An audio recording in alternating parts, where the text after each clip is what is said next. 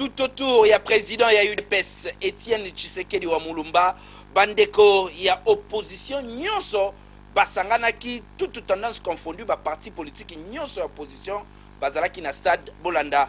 Reportage rendu par Thierry London. UDPS à ce pelaki week-end, Oyo date, Oyo le 24 avril, date il y a multipartisme, date il y a démocratie avec un parti idéologie. Local les acquis prévu manifestation salamana Tata Raphaël Nyonso salamaki kitoko et côté liya Etienne Tshisekedi Oyo azali mokonzi ya UDPS en tout cas ba militant Nyonso bazaki wana bayambaki ye kitoko kozo maloba na ye ya chichi pona bentimi ya bandeko ya UDPS atalisi bango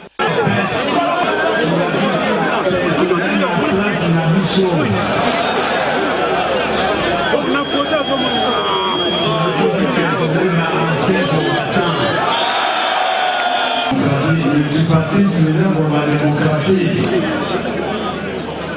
et pour la liberté. Moto Asa Makambo et Tembo Kabin Alini. Basali Sassou Moto dans la capacité. Pour aider Sengele Zananakati à République démocratique du Congo, démocratie et Sengi Boye.